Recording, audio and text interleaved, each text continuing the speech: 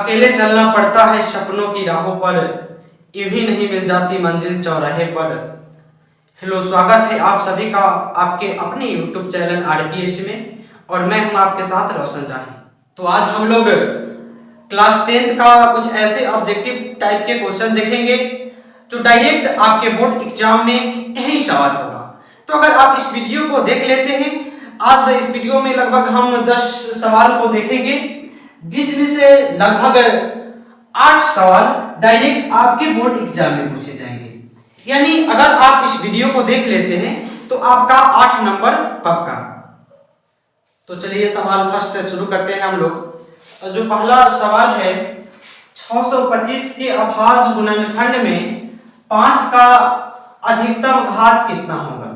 यानी जब हम लोग 625 का अभाज्य गुणनखंड निकालेंगे तो उसमें 5 का जो अधिकतम घात है वो क्या होगा, ये सवाल बोल रहा है। तो हम लोग 625 का अभाज्य गुणनखंड निकालेंगे। यदि हम लोग 625 का अभाज्य गुणनखंड निकालेंगे तो 5 से डिवाइड है, तो 5 से यदि इसमें डिवाइड करेंगे तो 125, फिर 5 से करेंगे तो 25, और फिर 5 से करेंगे तो 5, और फिर 5 से करेंगे तो 5। यानी 5 कितने बार आया, 1 2 3 4 बार आया। यानी 5 का जो घात है अधिकतम 4 है, 5 का अधिकतम घात 4 है। और हमसे सवाल पूछा है कि 625 में के अभाज्य गुणनखंड में 5 का अधिकतम घात निम्न में से बताइए। तो जो 5 का अधिकतम घात है, ऑप्शन नंबर डी आपका करेक्ट। तो चलिए अब हम लोग सवाल 2 को देखेंगे। सवाल 2 में बोला है, यदि a बराबर 3 तथा d बराबर 2 हो तो AP का 10वां पद ज्ञात करें।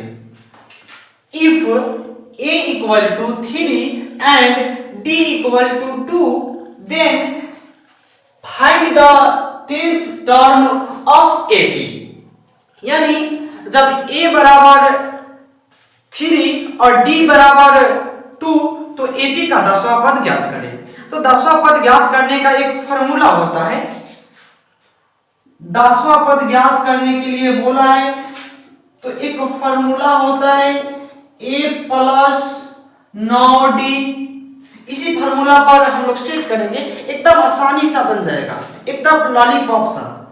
देखिए कैसे, a का वैल्यू देखिए क्वेश्चन में क्या है, 3 प्लस 9 है, और इसके बीच इनटू, और d का वैल्यू क्या है 2।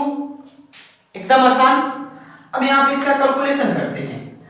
सबसे पहले 9 दूना 18, 3 प्लस 9 दूना 18। जब इस दोनों को हम लोग आपस में जोड़ेंगे तो ये आएगा 21। यानी 10वां पद बराबर 21। तो देखते हैं इसमें 10वां पद ऑप्शन में कहाँ है, तो ऑप्शन नंबर सी करेक्ट। एकदम बिल्कुल आसान है, आप बस मेरे साथ बने रहे, आपको बिल्कुल समझ में आएगा और 10th में आप 400 प्लस स्कोर कर पाएंगे। हम लोग सवाल 3 को देखते हैं। सबसे पहले देखते हैं कि सवाल बोल क्या रहा है। सवाल 3 में बोला है आंकड़े 2 3 5 9 7 3 6 का परिसर निकालें। यानी इसमें आपको परिसर बताना है। The range of the data 2, 3, 5, 9, 7, 3, 6 is. यानी ये जो डाटा दिया गया है इसका आपको रेंज बताना है, यानी परिसर बताना है। तो बाबू अगर आप नहीं जानते होंगे तो परिसर का एक बहुत आसान सा फार्मूला होता है। देखिए कितना आसान, एकदम हल्का।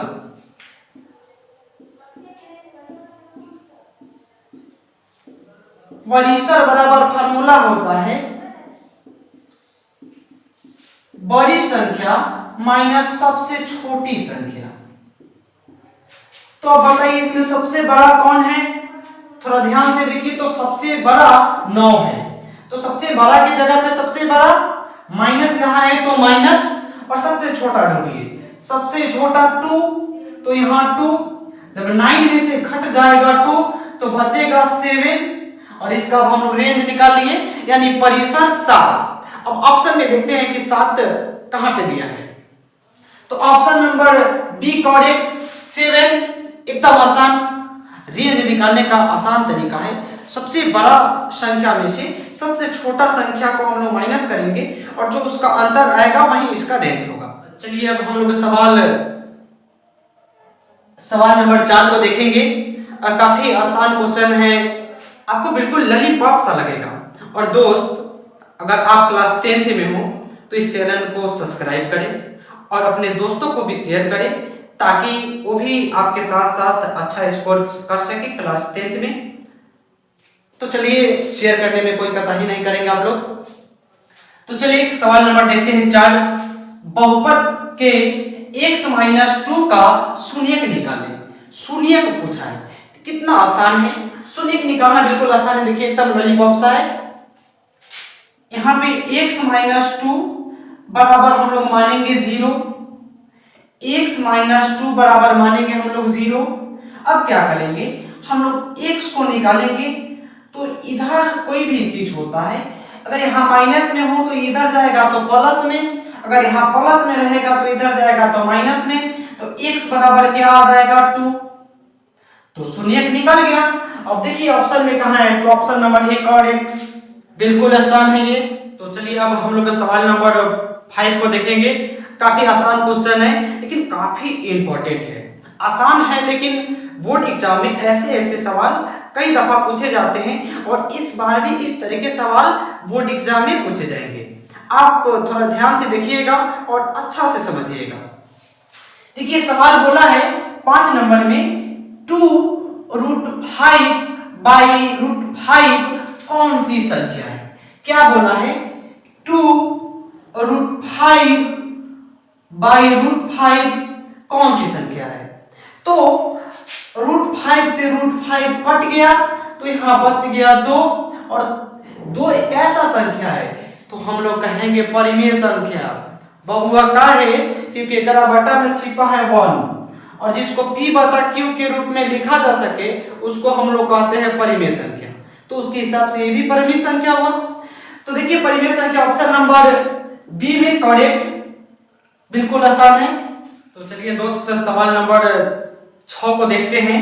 सवाल नंबर 3 में बोला है बहुपद 10x² + x + 3 के शून्यकों का गुणनफल ज्ञात कीजिए। जब भी बोले तो शून्यकों का गुणनफल ज्ञात करें तो उसके मतलब ये है कि वो बोला है कि अल्फा इंटू बीटा बराबर आप ज्ञात करें। तो अल्फा इंटू बीटा बराबर फार्मूला होता है बहुआ c/a। अब एक बात समझिए, अब c क्या है ये क्या है थोड़ा सा समझ लेते हैं। x² के गुणांक को हम लोग बोलते हैं a और x को गुणांक को बोलते हैं b, और ये जो इसमें कोई x नहीं होता है वो होता है c। तो इसी पे सेट कर लेना है हमको बस। तो c बराबर बताइए तो 3, और a बराबर कहाँ है इसमें, a बराबर 10 यानी 3/10। तो 3/10 कहाँ पे है, तो ऑप्शन नंबर सी शून्यकों का गुणनफल क्या होगा 3/10, बिल्कुल आसान है। तो चलिए अब हम लोग सवाल नंबर 7 को देखेंगे।